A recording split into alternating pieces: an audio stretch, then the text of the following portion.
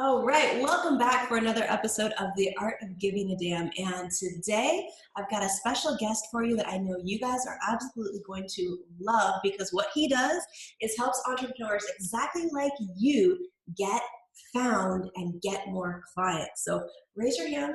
You can pretend I can see you through the screen right now if you want to get found and get more clients.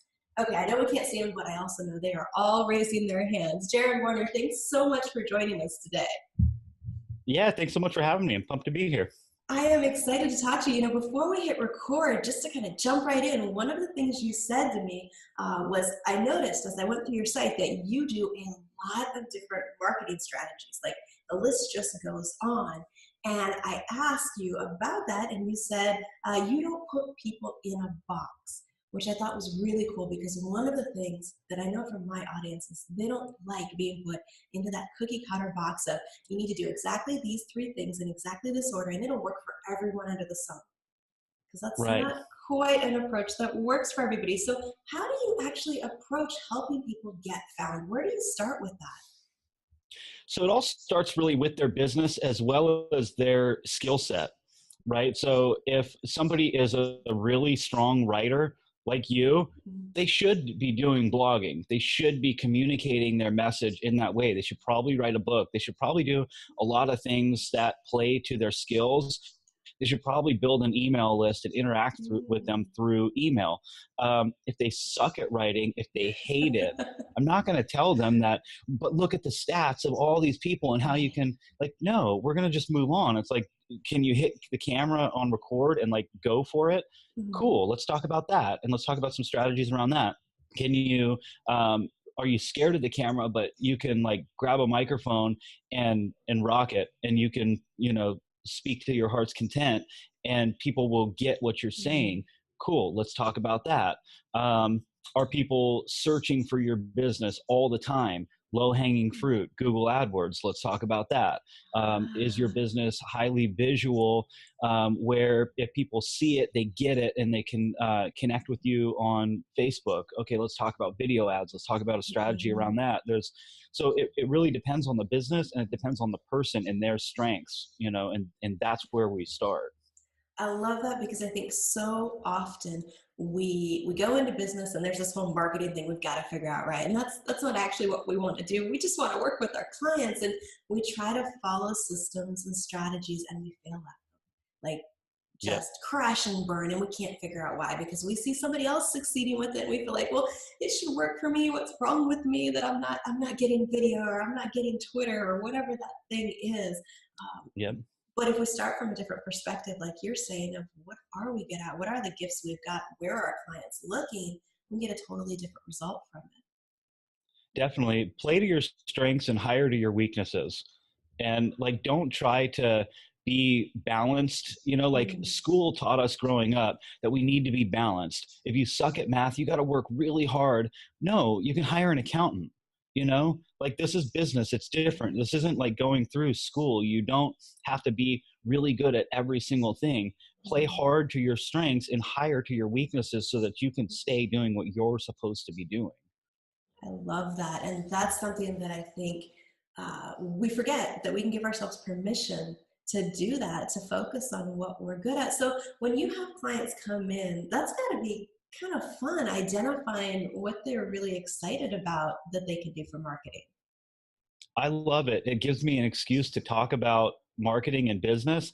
And that's actually why I kind of started being a marketing consultant, or I call myself a marketing strategist these days. But um, I used to start businesses all the time because I was passionate about an idea. And so I would buy a domain, launch it, and go for it. And sometimes Mhm. that scratched the itch. And it was Mhm. like, okay, that's cool. Like, I did all the research, I did all this Mhm. stuff, and I got it to that point. And sometimes I would just pawn it off on somebody else. Sometimes it would become a full blown company. Wow. But then shiny object would start, and I would go towards something else and be like, I'm really interested in that. This would sound so fun. Right. Now I get to play in all kinds of different Mhm. businesses, including I do consulting work for marketing Mhm. agencies, and that's really Cool. fun.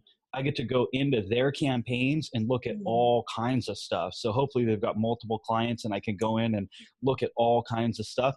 That is Mhm. like so fun for me. And I'm like, you're paying me to do this. I would probably pay to do this. If they said the only way I am allowed to do it is if I pay, I would. See, But that's how you fortunately, know you're in the right business. I would pay to do this, but I am fortunate enough that people pay me to do it. Well, and that's really, I love when you can go to somebody who is playing at what's hard for you, because when you bring somebody in who gets excited about, helping you get visible, helping you get found, that excitement is contagious. And the way you mentioned just working with so many different clients, I I think that a lot of times the value in that is that you're able to see such a big picture of what's really working right now, that when we're in the everyday of our business and we're just focused on our thing, we don't have that same viewpoint that somebody else can come in with and go, okay, yeah, I'm seeing this, this, and this. These are the trends right now, and that's really cool info to be able to get from somebody you're working with. Definitely. And, that's the reason why I haven't niched down. You've heard the Mm-hmm. saying niche down till it hurts, till it's like your target client is so specific that like nobody in the world but them could self-identify as Mm-hmm. being a fit for you. Mm-hmm. And I don't think it's bad advice. It's not at all. But I held back from doing that for one reason, and that's I get to see perspective of what's working in so many different industries, and I can borrow pieces of that and bring it into industries who've never seen it before, and then it just explodes. And they have no idea what hit them, and they're like, "Oh my gosh, this campaign is just going crazy. Where did you learn this?" And contrast that with some friends that I have that say only work with personal injury Mm-hmm. attorneys. That's cool. Some of them are making like crazy money, but they don't know half of what I know. They know how to solve that question. Right. How do I make the phone ring for a personal injury attorney? They know how to solve that problem and they're really good at it and they Mm-hmm. make a good living. That's cool. I want to be able to solve way more problems than that. I'm not interested in solving one problem. I want to solve every problem. I love that you're sharing an example of how you don't have to follow the traditional advice of having that teeny little niche that, as you said, only one person can describe themselves that way. Because I know that's something that my audience, we discuss a lot, because they resist that sometimes. They're very creative like you, and they want to be able to play in different areas and bring that all into the expertise of what they deliver clients. So I Yeah, love and examples of there's that no working. wrong answer. Yeah, and there's no wrong answer. Like if you're totally driven by serving that audience and that's like your through and through passion, do it. Don't expand beyond that. If you know, like Mhm. every day I wake up and this is the only thing I want to do and the only thing, cool. Give it everything you got. Go hard. But that wasn't me, and so I play in all kinds of different niches. That's awesome. So then I've got to ask, what are the things that you're seeing that right now are working for, in general, let's say coaches, consultants, that type of entrepreneurial businesses? Video ad retargeting is Mhm. huge. Starting with an ultra short video to cold audience Okay. to warm them up. And I say it like this: one thing also is if you can make say a 30-second video and communicate your message, you're going to Mhm. be so much more clear and concise and on Mm. point than if you took say 4 minutes to communicate the same thing.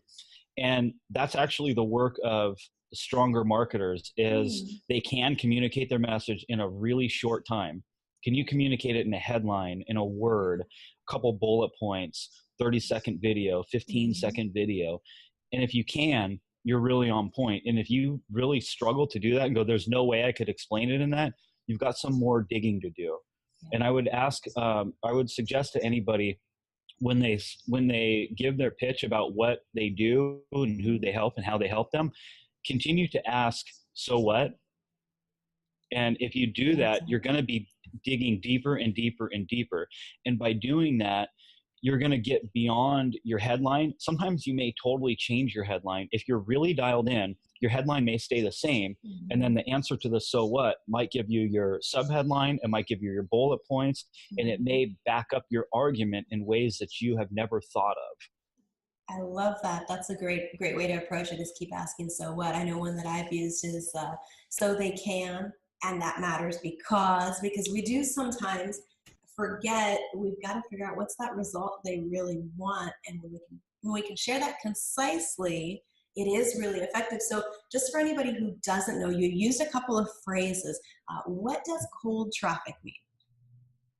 Cold traffic is people who don't know you exist. Oh, So so they these don't are the know, they people don't we know, want to find us. and I've heard different angles on that, like don't market to cold traffic. Well, I'll tell you that you're not going to scale your business if you're only talking to warm traffic. You're not McDonald's, right? McDonald's doesn't have any cold traffic. Everybody knows they exist, right? So they can put Yes. a billboard anywhere in the world and they're like, yep, I get it. I know who that is. Um, Exactly. That's so that's true. that's We're not the not. case for most people. No, we're not Yeah. McDonald's. That's one of those things that I think that's where a lot of us get stuck, especially when we're first starting out. Is we go to everybody we know, all of our friends, all of our family, everybody we can find on social media, and then we run out of people to talk to. It's like, okay, now what?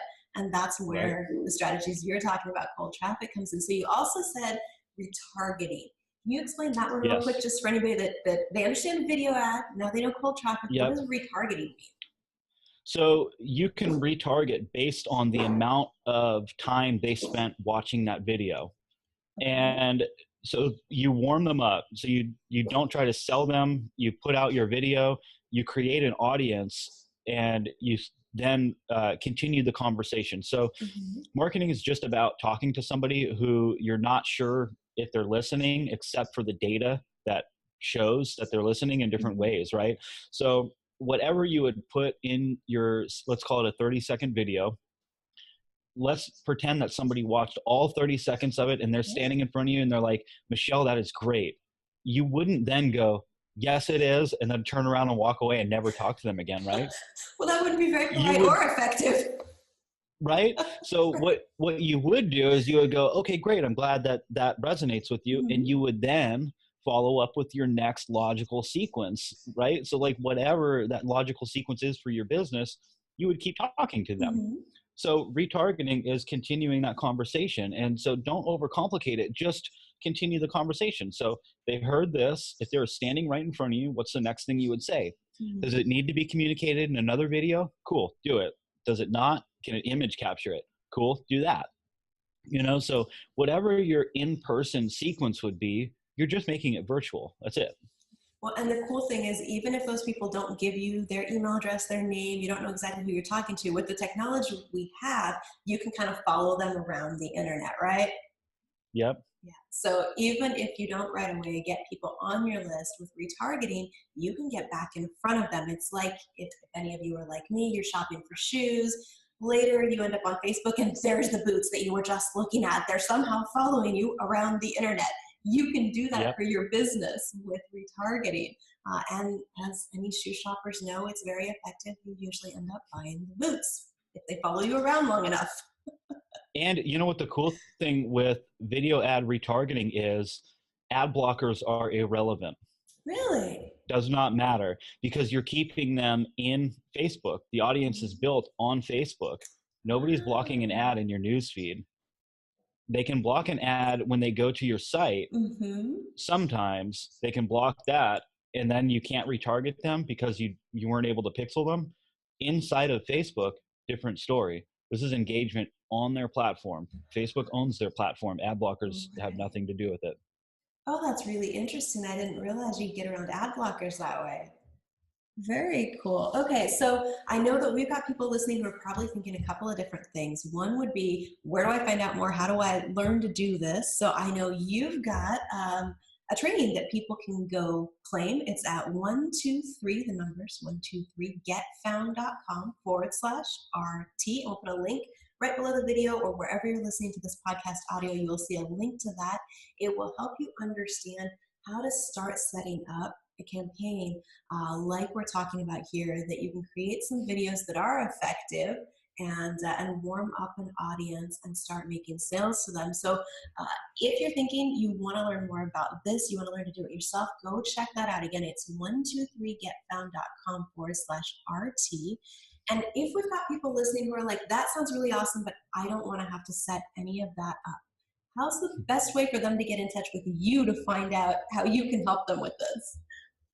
They can reach out on the website or honestly Nice. connect with me personally on Facebook. I don't hide behind like a secretary or anything. You can just connect with me personally, send me a message, and just say hello. I heard you on the show, and I will answer. Not a VA or not a secretary. I honestly don't have one. I don't. I probably should, but I don't. So reach out. It'll be me answering. Very cool. So yeah, at some point it's helpful to sometimes have someone assist in the, the filtering and follow up of emails. But guys, you heard it. You are invited to go message them directly on Facebook. So we'll put a link to that below the video or audio if you're Don't listening don't as make me well. regret that. Only on topic questions. So that's something that a lot of people haven't jumped into yet is doing video retargeting. It's cool to know that's something that you're seeing that's really working for people right now. What's one tip that you would give somebody if they're listening and thinking, okay, I'm not sure I want to jump into video yet? What's another alternative way that they can really get out there and find those people who are looking for them? They just don't know they're looking for them yet. Yeah, it depends on their niche. So the one thing I would say is play to your strengths. So are you a writer? You should probably engage in written content. By the way, if Mhm. you're a writer, one of the tips on the video ad retargeting that I gave is a product called Lumen 5.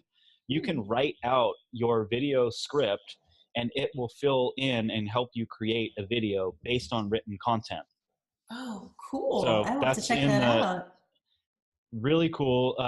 And if you have a blog, you can plug in your URL. It'll pull some images from it and it'll help along. If you don't have a blog, but you Hmm. just know kind of what you would script or say, just type it and then go. So I think it's the option is like supply my own content or something. Mhm. And then you type it in and it puts you off and running. There's a That's free option and a paid fascinating. option. Currently, it's Very either cool. free or $50 a month, Mhm. but it's a really cool tool. But I would I would say play to your strengths. So Mhm. if you're really good, and that'll shine through, right? What you're good at, people will start to take notice that. Don't do what other people are doing. Do what works for you. So if you're really Mhm. good at writing, write. If you're really good at talking on a microphone, host your own podcast. Get interviewed on other people's podcasts, Mhm. but talk. Drive phone calls, all of that stuff. If you're really good connecting in person, go Mhm. out to events, connect in person, meet people, all of that type of stuff. And the other thing I would also say is referral partners. Set up referral partnerships that so think about people who deal with your customer Mhm. but don't compete with you, and you put strategic alliances together with those people and have regular conversations. So this isn't, Mm. show up to a chamber of commerce meeting, pass business cards, cool, nailed it, go home. This is set up regular phone calls where you both have a vested interest in sharing customers, Mm. helping each other grow, so you can promote your their work into your network and they can do the same, and your audience benefits, their audience benefits. Those are the types of things like you want to align with. Mhm. So if you have, like for me, it's graphic artists. I have somebody that has a send out cards business, somebody that's a branding business, somebody who is a back end sales consultant. So I Ah, do all the front end stuff, and he helps them extend the lifetime value, which then further drives my business. Right. right. So if their customer is worth a bunch more, then they can keep spending more, and we can grow the front end more because he made the back end more valuable Mhm. by telling their sales team how to follow up, how to track, how to do all that stuff. So if you just have a think about it, who works with your customer but Mhm. doesn't compete with you, align with these people. And if you're just starting out, don't spend money on marketing. Don't hire somebody like me. Hire yourself to in the frame of time, and align yourself with these people and grow your business that way.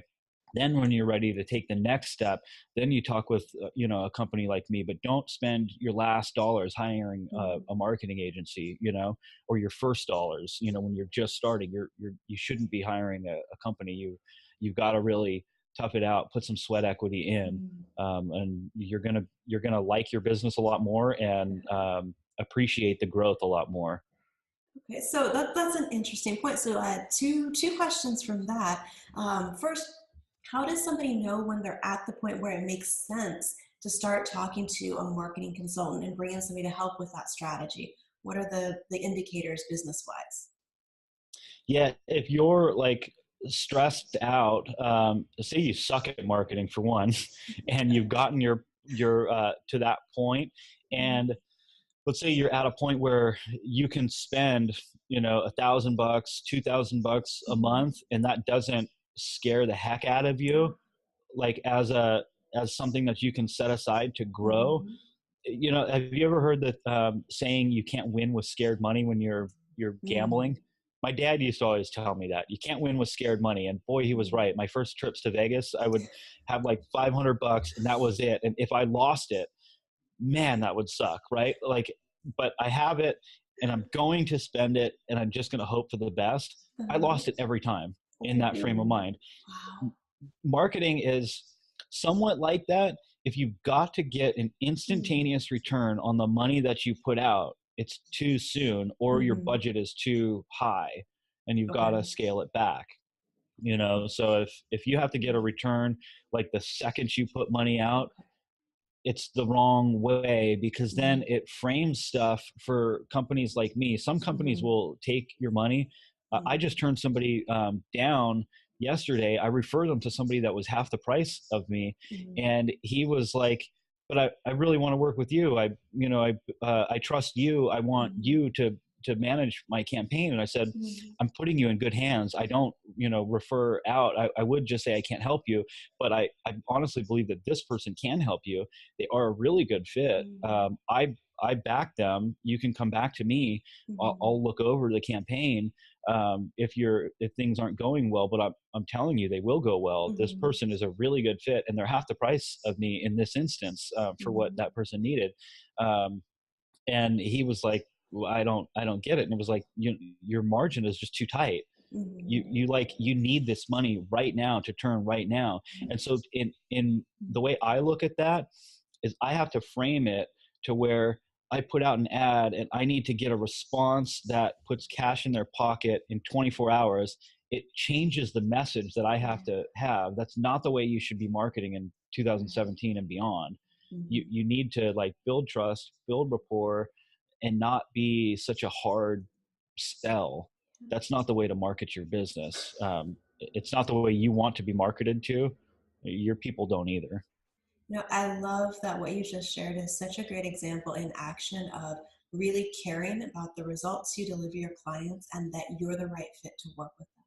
Because that's something that so many times we hear in business, you got to close a sale, you got to close the sale, don't worry about anything except making a sale. And I know that's something that holds a lot of us back from getting into marketing. So many of my clients that I talk with are afraid. They don't want to get on a sales call because they don't want to be that person who doesn't care about anything except getting a credit card, because they actually do care. Is this a good fit on both sides? Am I going to be able to get this client the results they need?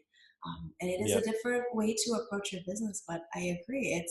It's how you build a sustainable business that works and that you love. That you don't have those panic attack moments of realizing you're not contributing to another successful business or putting value into the world. So I love that you've No got that doubt. story of referring a client somewhere else who did want to work with you because you knew what was best for that person.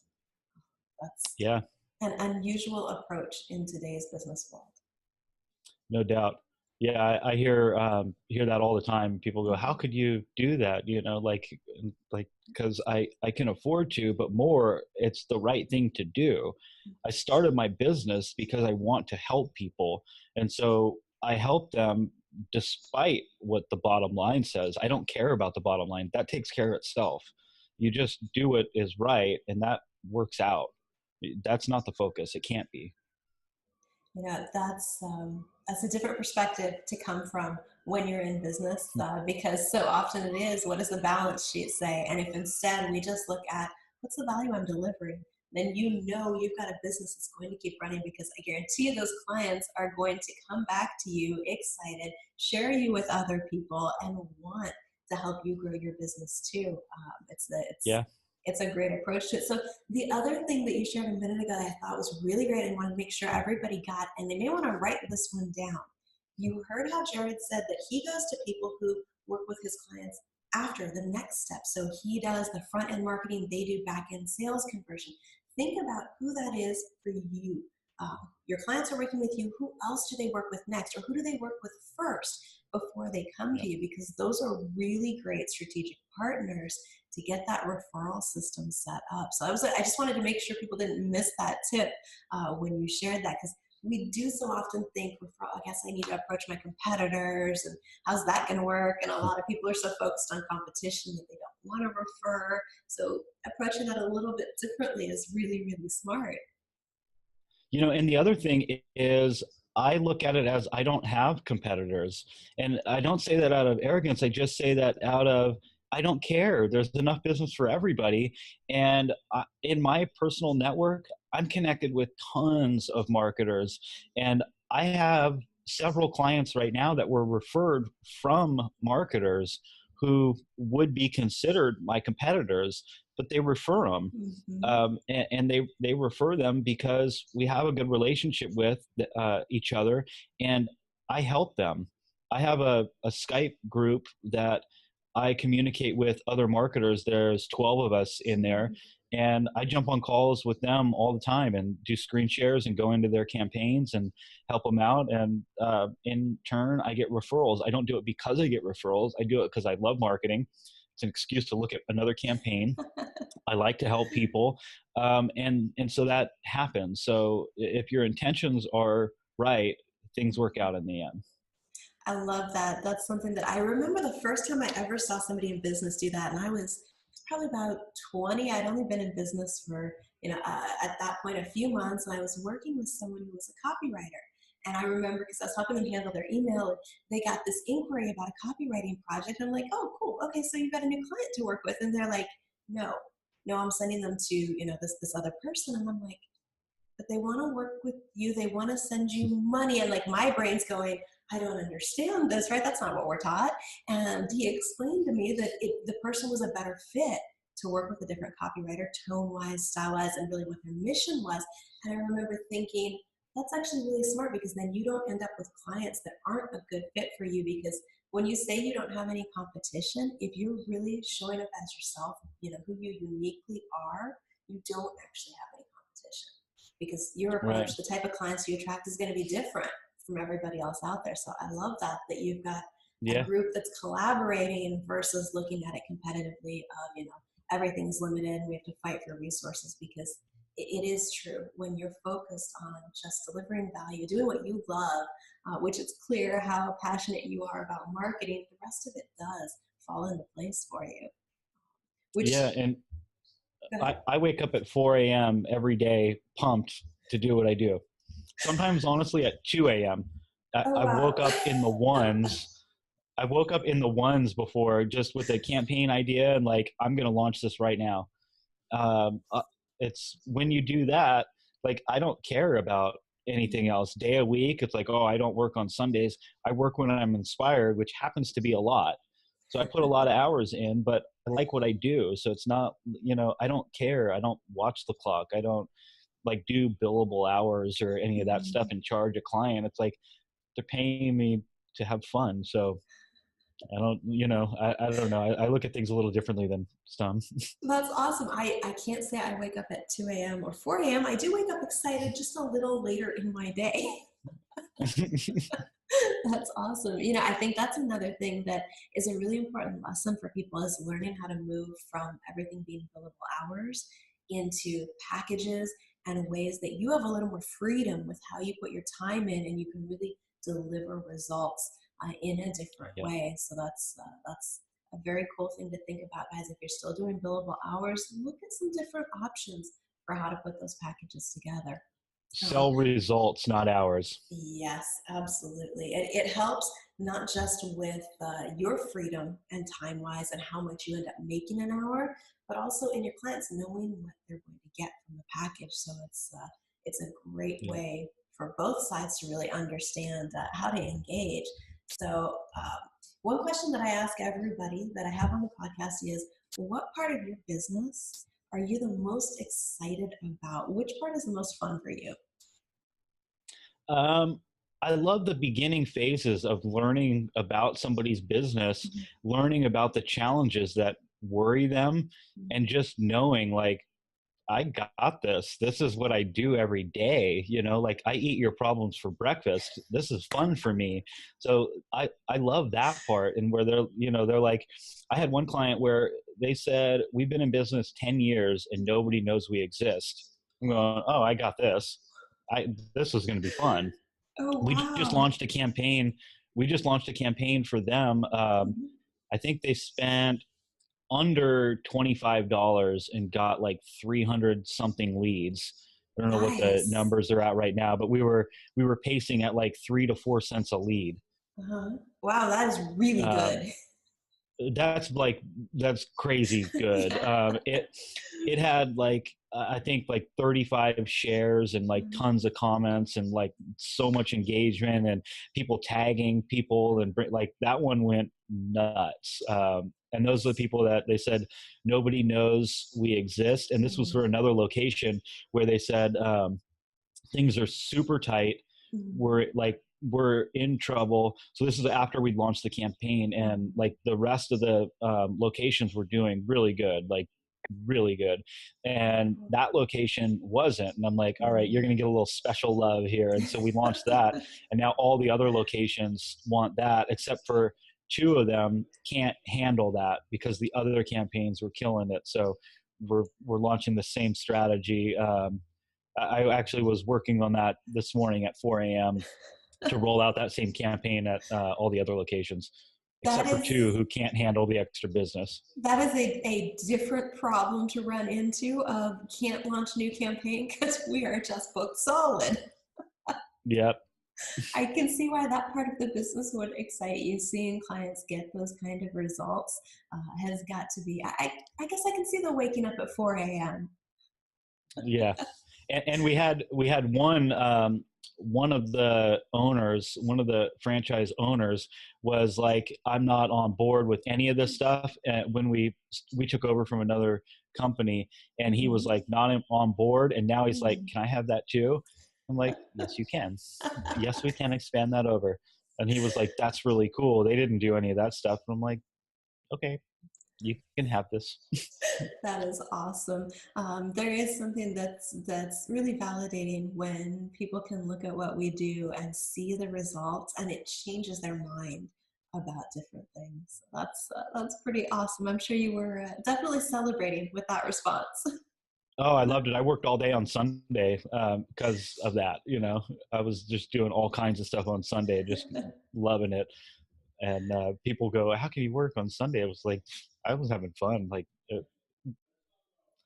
that's my entertainment.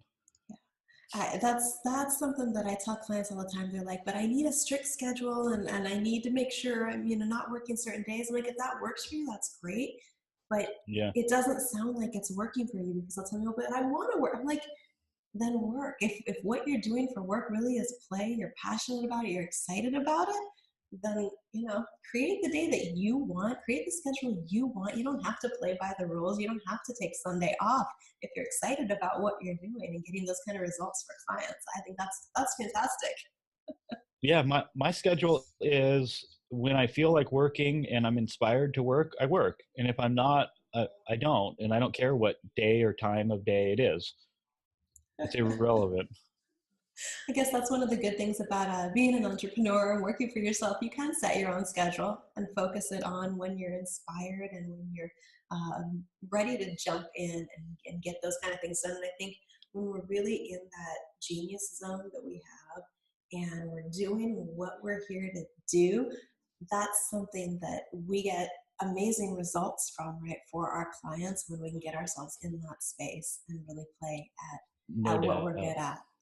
That's awesome. Well, I know we've gone a little bit over time here, so I appreciate you sticking around, but I know it's going to be valuable for people listening in, both the practical tips of how they can start setting up some campaigns that will really work for them to get known beyond just, friends and family, to get out there a little bit more. Guys, again, make sure you go to 123getfound.com/RT, and you can get that guide to help you get started with some of these campaigns. And this is stuff that is not, you can tell by listening to Jared, it's stuff that he's tested, that he's using right now. This isn't somebody telling you, well, theoretically this could work. This is stuff you're going to be able to actually apply and get some results. And if you'd like personal help with it, reach out to him on Facebook. Let him know a little bit about your business. We talked earlier about how to know when you're ready to have somebody come in and help you with that strategic piece. So if that's where you're at, let him help you take that off your plate, get some campaigns running. Thank you again so much for jumping on the show today. Yeah, thanks so much for having me.